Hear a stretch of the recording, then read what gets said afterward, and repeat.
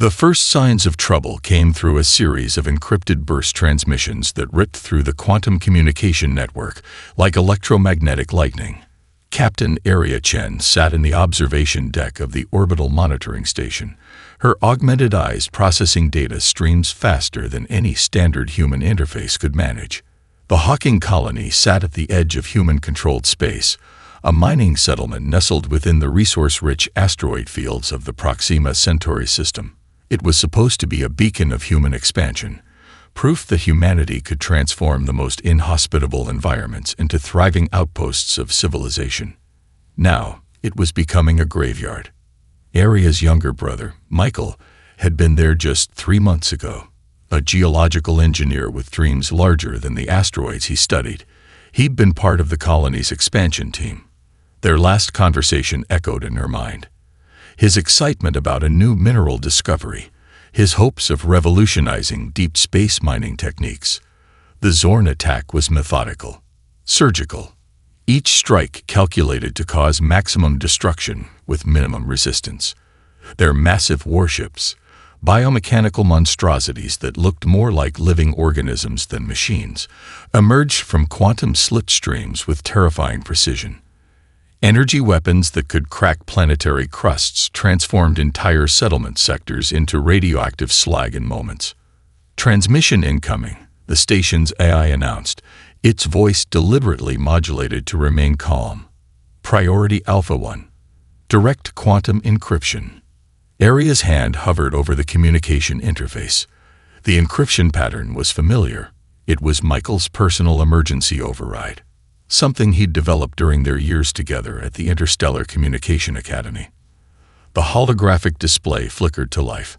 Michael's face appeared, half obscured by emergency environmental suit gear, blood trickling from a cut above his right eye.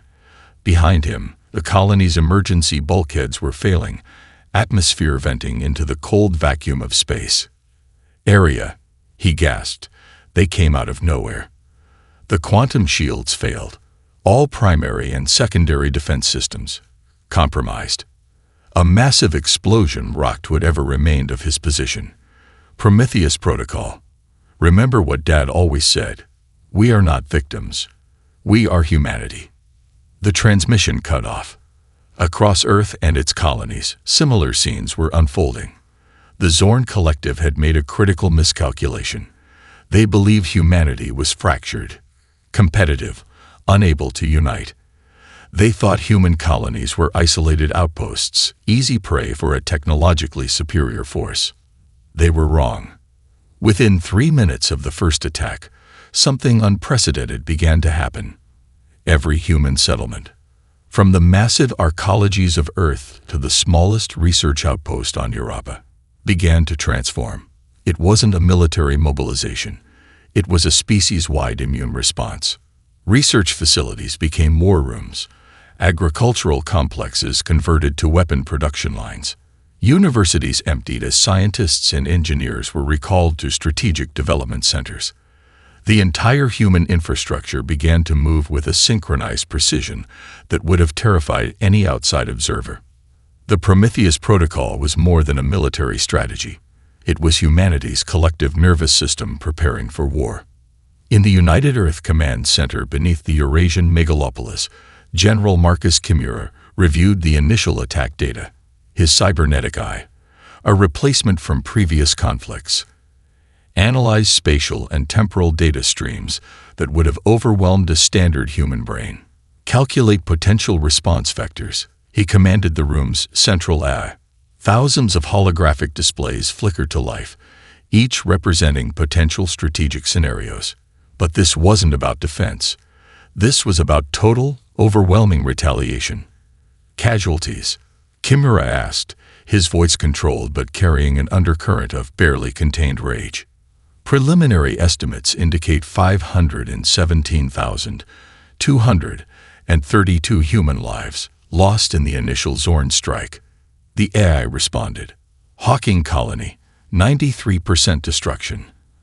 Outer system research stations, 76% compromised. A young lieutenant, her hands shaking slightly, looked up from her console. Sir, what are our orders? General Kimura's smile was not human. It was the cold, calculating expression of a species that had just been provoked beyond reason. We remind the universe why they should fear humanity. The Prometheus Protocol had been activated, and the Zorn Collective had no idea what was coming. The Quantum Warfare Research Division looked more like a living organism than a research facility. Holographic interfaces pulsed with living light, adaptive nanomaterials shifted and reformed like liquid metal, and the air itself seemed charged with an electric potential of pure human creativity. Dr. Elena Rodriguez stood at the center of this maelstrom, her fingers dancing across multiple quantum interfaces simultaneously. Each movement created cascading algorithms that would have taken traditional supercomputers decades to process. Behind her, a team of the most brilliant minds humanity had ever produced worked with a ferocity born of collective trauma and unbridled potential. "The Zorn's technological advantage is an illusion," she announced to the room, her voice cutting through the ambient noise of innovation. "They've optimized. We innovate." The adaptive resonance engine was more than a weapon. It was a living, breathing mathematical construct that could predict, analyze, and counter alien technology in real time. Traditional warfare was about firepower and strategy. This was about rewriting the fundamental language of conflict. Dr. Hiroshi Tanaka, a biomechanical engineer with more cybernetic augmentations than original organic components, approached with a holographic model of their latest breakthrough. "The quantum entanglement matrix is stable," he reported. "We can now synchronize weapon systems across multiple star systems with zero latency." What the Zorn didn't understand was the true nature of human innovation. Most galactic civilizations developed technology incrementally, with careful, measured progress. Humans were different. When pushed to the brink, they didn't improve. They transformed. In a secure lab 3 levels below the main research center, Dr. Maya Santos was revolutionizing human biology itself. Her team had developed genetic augmentations that went beyond simple enhancement. These were adaptive systems that could rewrite themselves in real time, learning and improving faster than any artificial intelligence. "Combat isn't just about weapons," Santos explained to a group of volunteer soldiers. "It's about becoming something entirely new." The volunteers, a diverse group representing every continent and genetic background, underwent procedures that blurred the line between human and something entirely unprecedented. Neural interfaces that could process information at quantum speeds, cellular structures that could heal from catastrophic damage in seconds, sensory capabilities that made traditional combat augmentations look like stone tools. Nearby, another team worked on something even more revolutionary. The distributed intelligence network was more than an AI system. It was a collective consciousness that could coordinate human efforts with a precision that defied traditional understanding of strategy and communication. General Marcus Kimura reviewed the initial reports, his cybernetic eye parsing information faster than any human brain could comprehend. The attack on the Hawking colony had been more than a military strike. It was a catalyst that had unleashed humanity's true potential. "We're not preparing for a war," he muttered to himself. "We're preparing to fundamentally change the nature of galactic civilization."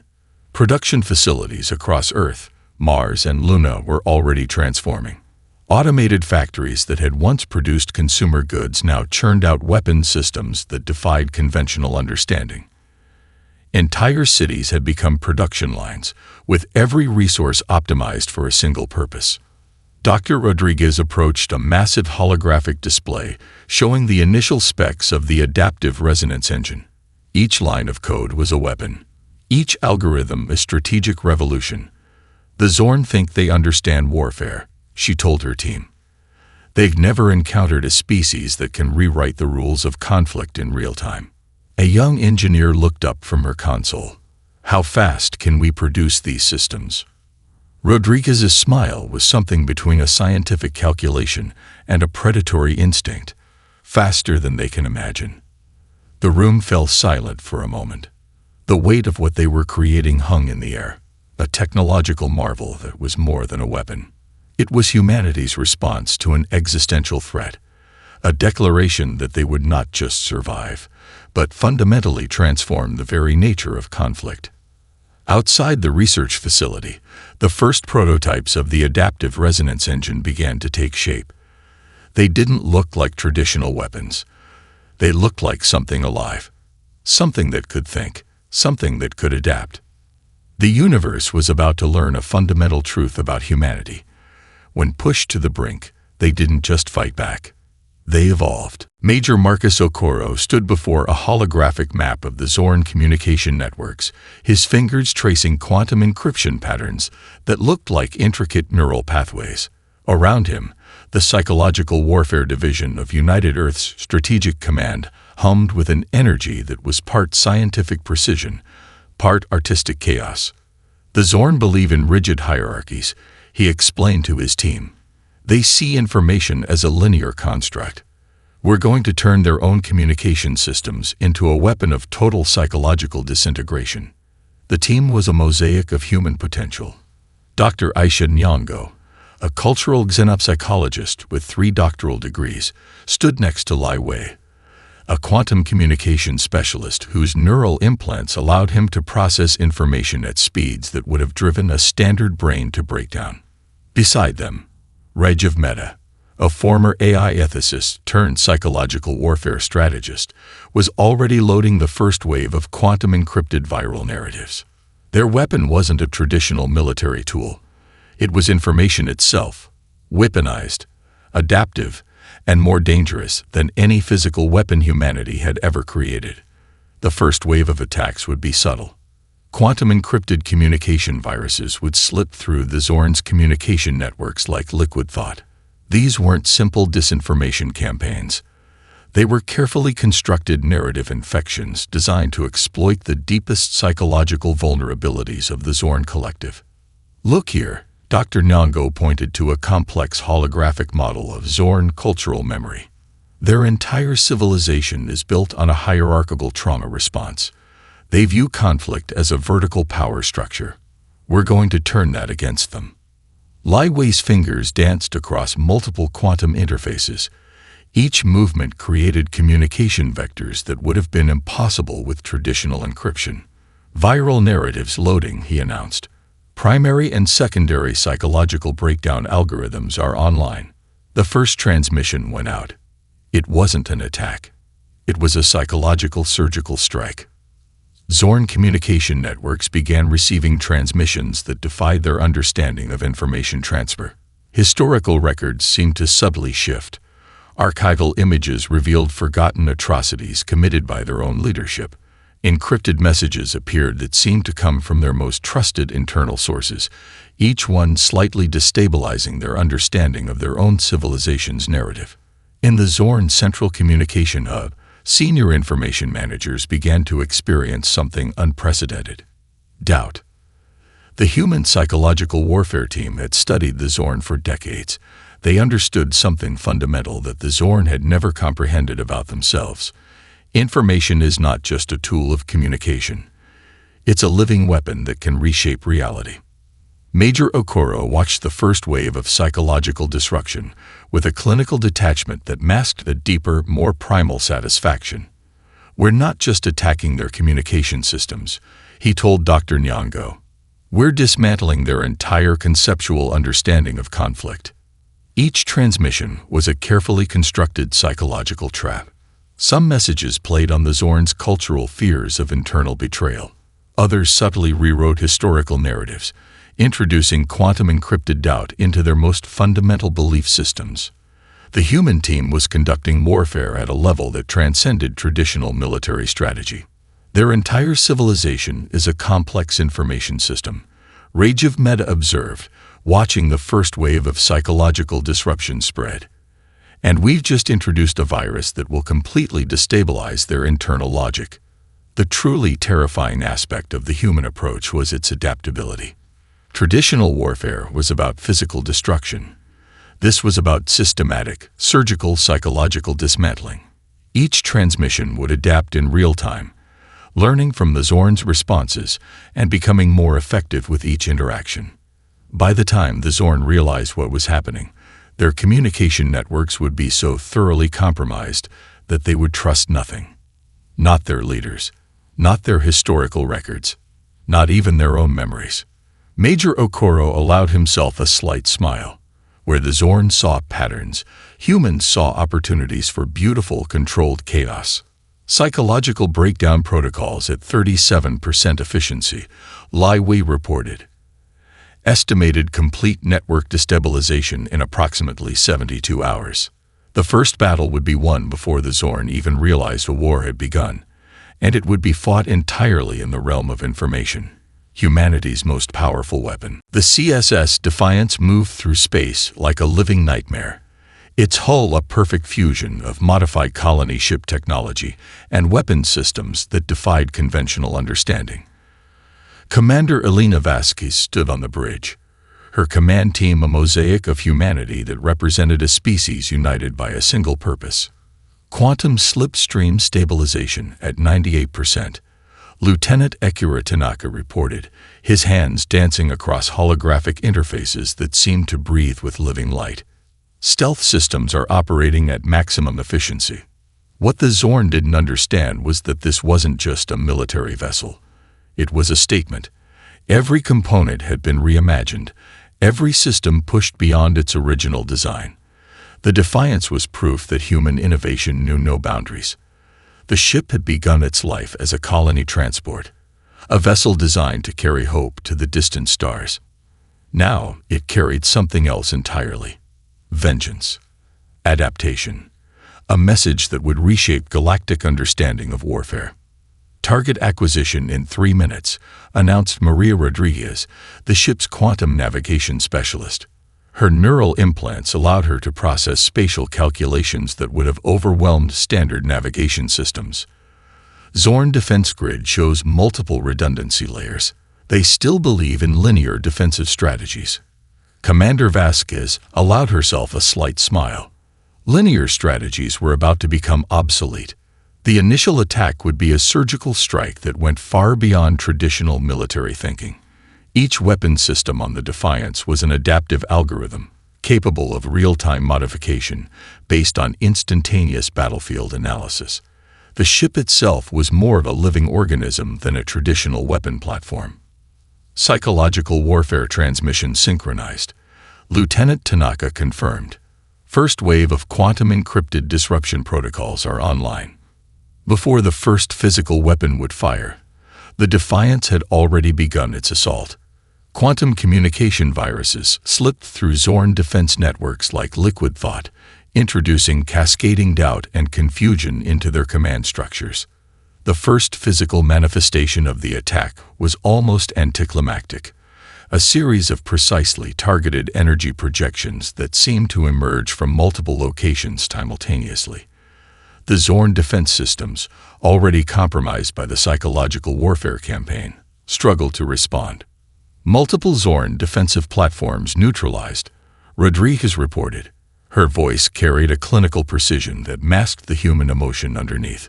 First wave defense grid collapsed in 2.7 seconds. Commander Vasquez knew this was more than a military strike.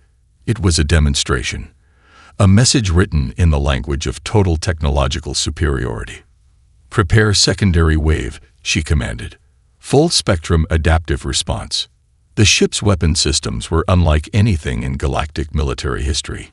Each projectile was a quantum-entangled precision instrument that could alter its trajectory, energy signature, and destructive potential in real time. Traditional defense systems became obsolete the moment they were conceived. Lieutenant Tanaka's console erupted with a cascade of holographic displays. Detecting Zorn emergency communication attempts, our psychological warfare protocols are preventing cohesive response. The attack wasn't just about destruction. It was about demonstrating a fundamental truth about humanity. Where most species saw limitations, humans saw opportunities for transformation. Casualties? Vasquez asked, her voice calm. 0 for our forces, Rodriguez responded. Zorn preliminary losses estimated at 73% of first-wave defensive platforms. The bridge crew exchanged looks, not of celebration, but of cold, calculated satisfaction. This was more than a counterattack. It was a redefinition of warfare itself. As the CSS Defiance moved through space, it left behind more than destroy platforms. It left a message written in the universal language of technological supremacy. The Zorn Collective had awakened something they could never truly understand. A species that didn't just adapt. A species that transformed. "Prepare for quantum slipstream extraction," Commander Vasquez announced. Mission accomplished. The universe would never be the same. The Galactic Council chamber fell silent as the holographic transmission from the Zorn Collective flickered into existence. Representatives from over 200 sentient species watched with a mixture of horror and fascination as the extent of humanity's first strike became clear. Ambassador Zara Klex of the Orion Confederation leaned forward, her multifaceted eyes reflecting the data streams that danced across the chamber's massive information projection. "This is impossible," she muttered, more to herself than to anyone else. The transmission showed something unprecedented in galactic military history. The Zorn, a species that had dominated military conflicts for over 3 centuries, had been neutralized not through brute force, but through a form of warfare that defied conventional understanding. Quantum communication networks across multiple star systems displayed the aftermath. Zorn defensive platforms, once considered the most advanced in known space, had been dismantled with a precision that suggested something more than traditional weaponry. It was as if the human attack had rewritten the fundamental rules of conflict itself. "The human counterattack demonstrates capabilities beyond our comprehensive analysis," reported the Neutral Observation Collective's primary representative, a being composed of interconnected energy matrices. Their technological approach suggests a fundamental difference in species-level cognitive processing. In the back of the chamber, the Vrex diplomatic corps exchanged encrypted communications. They had always been wary of humanity, a species that seemed to defy every standard galactic classification. Now, their worst suspicions were being confirmed. Ambassador Liran of the Quantum Concordance spoke first. "This is not merely a military engagement. This is a fundamental restructuring of galactic power dynamics." The holographic displays shifted, showing multiple perspectives of the human counterattack. Each replay revealed new layers of complexity. The Zorn defensive systems hadn't just been destroyed. They had been systematically dismantled, with each defensive layer neutralized through a combination of psychological warfare, quantum manipulation, and technological innovation that seemed to rewrite the laws of military engagement. Preliminary analysis indicates 0 human casualties, the Neutral Observation Collective reported. The attack vector suggests a form of warfare that is less about destruction and more about total systemic disruption. Some species began to withdraw from potential conflicts involving humans. The Kirax Mercantile League immediately suspended all military contracts in human-controlled space. The Quantum Concordance closed several research outposts near human territories. It wasn't fear, precisely. It was something more profound. A collective recognition that humanity represented an entirely new type of galactic actor. Ambassador Klex activated a private communication channel. "We need to understand them," she told her homeworld strategic analysis team. "This is not a species that can be categorized or contained." The most chilling aspect was humanity's apparent restraint. The counterattack could have been total destruction. Instead, it was a precise, surgical demonstration of capabilities that suggested humanity could do far more, if it chose to. "They are sending a message," the Vrex diplomatic corps concluded in their encrypted transmission. "Not just to the Zorn, but to every species in the galaxy." The message was clear. Humanity was not just another species to be categorized or controlled. They were a fundamental force of adaptation and innovation. As the Galactic Council deliberations continued, one thing became abundantly clear. The universe had changed, and humanity was the catalyst. In orbital research stations and diplomatic centers across multiple star systems, strategic analysts began a comprehensive reevaluation of everything they thought they knew about conflict, technology, and the potential of sentient species. The human counterattack was more than a military engagement. It was a profound statement about the nature of potential itself. And the galaxy was listening. Ambassador Klex watched the transmission one more time. Her conclusion was as simple as it was terrifying. Humanity was not just a species. They were a paradigm shift. The transformation happened with a speed that would have been impossible for any other species in the galaxy. Within 72 hours of the initial Zorn attack, every human resource became a weapon. Cities became production lines. Universities transformed into research and development centers. The entire species moved with a synchronized precision that defied traditional understanding of military mobilization. Dr. Yuki Nakamura watched from the Central Augmentation Facility as the first wave of combat-ready soldiers underwent genetic and cybernetic enhancement. These were not traditional military recruits. They were living weapons systems, each one a testament to human potential for radical transformation. Neural interface synchronization at 99.7% announced the facility's eye. The soldiers stood in perfect synchronization, their bodies a blend of organic tissue and adaptive quantum technologies that redefined the very concept of human capability. General Marcus Kimura reviewed the global mobilization reports. Every continent, every orbital colony, every deep space outpost had been converted into a war machine. Manufacturing centers that had once produced consumer goods now churned out weapons systems that would have been considered science fiction mere weeks ago. The Distributed Intelligence Network, a collective consciousness that merged human creativity with quantum computing, coordinated efforts across multiple star systems. It wasn't just a communication network. It was a living, breathing strategic intelligence that could process and adapt faster than any traditional command structure. In the genetic modification labs, Dr. Maya Santos completed the final tests on the next generation of human soldiers. These were not mere augmentations. They were complete biological reimaginings, cellular regeneration capabilities at 400% baseline human potential. She reported to the research team. Neural processing speeds increased by a factor of 27. Sensory capabilities expanded to include quantum-level perception. The soldiers could heal from catastrophic damage in seconds. Their brains could process information at speeds that made traditional computing look like Stone Age technology. They could perceive electromagnetic spectrums, quantum fluctuations, and tactical environments in ways that defied previous understanding of human potential. But the most powerful weapon was something far more fundamental. Human creativity. Every resource, every piece of technology became a potential weapon. Agricultural systems were retrofitted to produce advanced nanomaterials.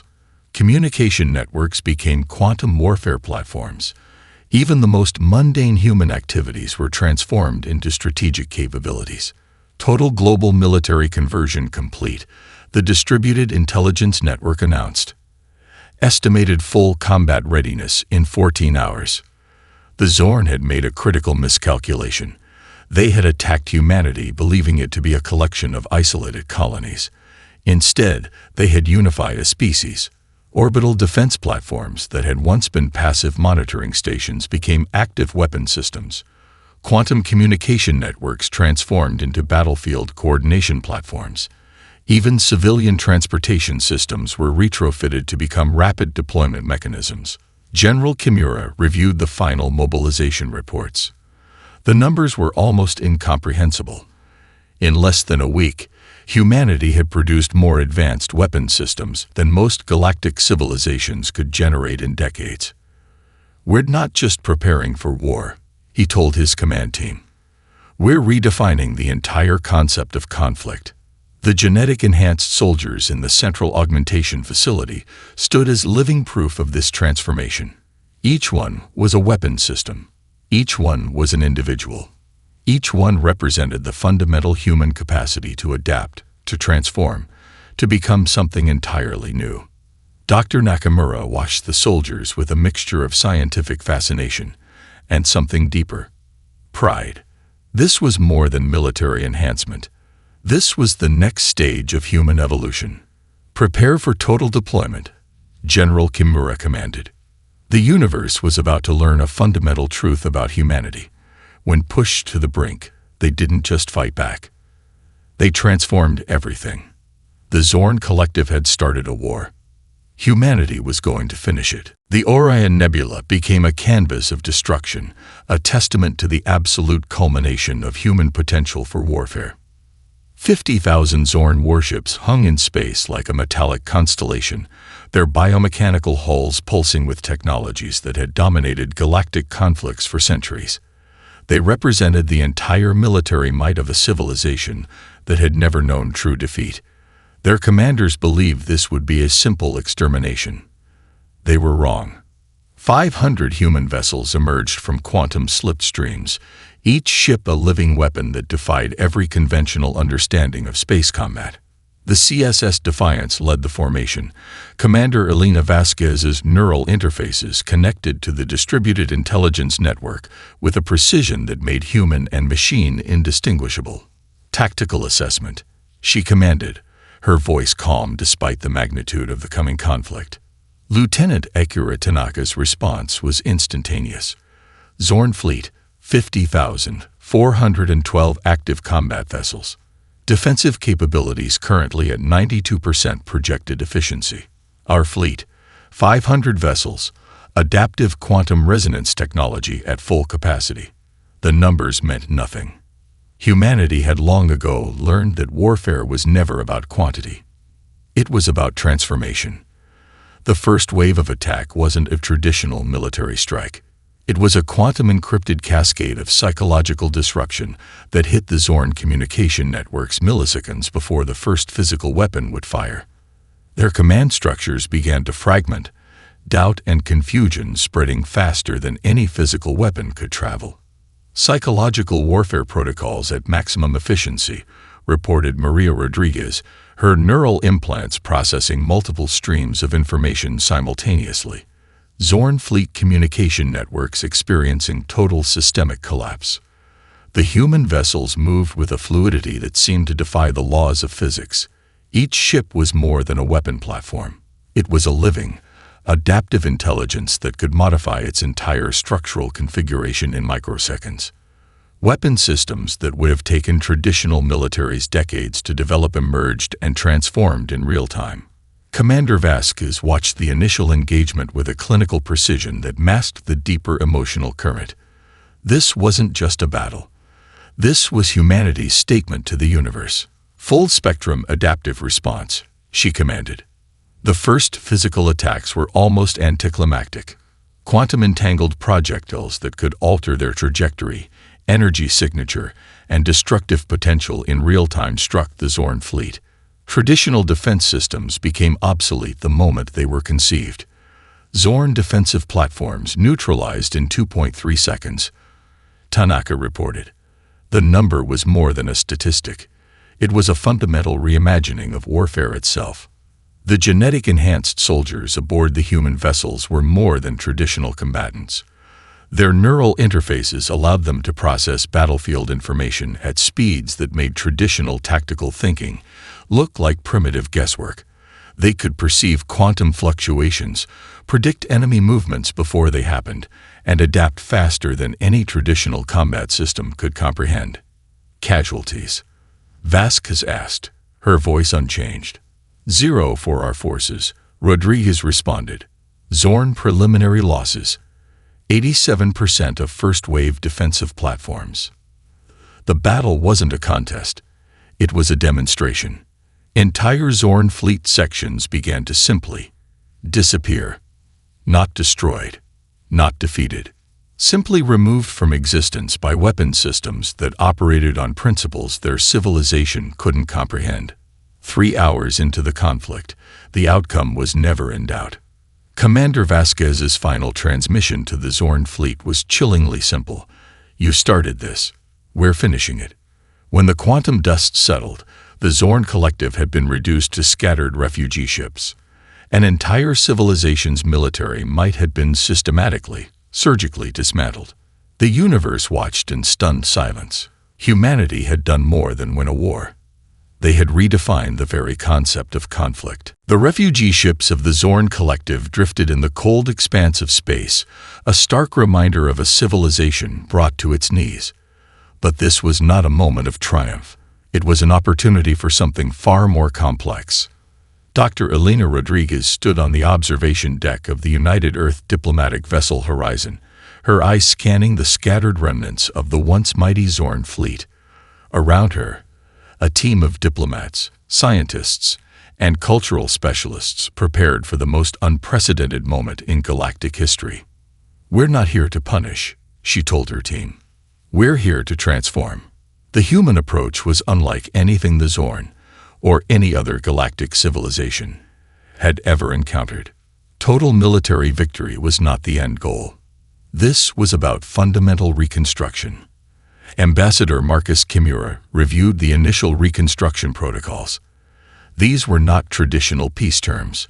They were a comprehensive plan for species-level rehabilitation that went beyond military or political considerations. First phase, he announced to the assembled team: total systems analysis and cultural preservation. Unlike most conquering civilizations, humanity understood a critical truth. Every species carried unique knowledge, potential, and perspective. The goal was not elimination, but evolution. Quantum communication networks began to establish first contact protocols. But these were unlike any previous diplomatic initiatives. The human teams came prepared with comprehensive cultural reconstruction algorithms, adaptive translation systems that could not just communicate language, but understand the deepest cultural nuances. Dr. Aisha Nyong'o, the lead cultural xenopsychologist, had spent years studying Zorn social structures. "They're a hierarchical species," she explained. "But that hierarchy is built on a fundamental misunderstanding of collective potential. We're going to show them a different way of existing." The first diplomatic missions were surgical in their approach. Teams of scientists, cultural specialists, and adaptive learning algorithms began interfacing with the surviving Zorn leadership. The goal was not submission, but comprehensive cultural reimagining. Reconstruction centers were established on neutral space stations. These were more than refugee camps or diplomatic facilities. They were living laboratories of species-level transformation. Genetic specialists worked to address the biological limitations that had driven the Zorn's aggressive expansion. Psychological rehabilitation programs used quantum neural interfaces to help them understand collaborative potential. Educational systems were completely reimagined, focusing on adaptive learning and collective problem-solving. "We're not fixing them," Dr. Rodriguez explained to the human diplomatic team. "We're helping them become the best version of themselves." The Zorn leadership, initially resistant, began to experience something unprecedented. Humanity was offering them not just survival, but a complete reimagining of their species' potential. Adaptive learning centers became the primary focus of the reconstruction efforts. Where the Zorn had seen conflict as a vertical power structure, humans introduced collaborative problem-solving. Where the Zorn had relied on rigid hierarchies, humans demonstrated the power of adaptive, networked intelligence. Within months, the first signs of transformation became apparent. Zorn refugees began to develop new social structures. Their rigid military hierarchy gave way to more collaborative decision-making processes. Technologies that had once been used for warfare were reimagined for collective growth. Ambassador Kimura watched the initial progress reports with a sense of cautious optimism. "This isn't about winning a war," he told his team. "This is about proving that there's another way of existing in the universe." The galactic community watched in stunned silence. Humanity had not just defeated the Zorn. They were fundamentally reimagining what species-level reconstruction could look like. As the first year of reconstruction concluded, something extraordinary happened. The Zorn began to see their defeat not as a moment of total loss, but as an opportunity for complete transformation. Dr. Rodriguez stood on the observation deck, watching the first collaborative research stations come online. Zorn and human scientists worked side by side, their previous conflict seemingly a distant memory. The universe had learned a fundamental lesson about humanity. They didn't just fight. They transformed.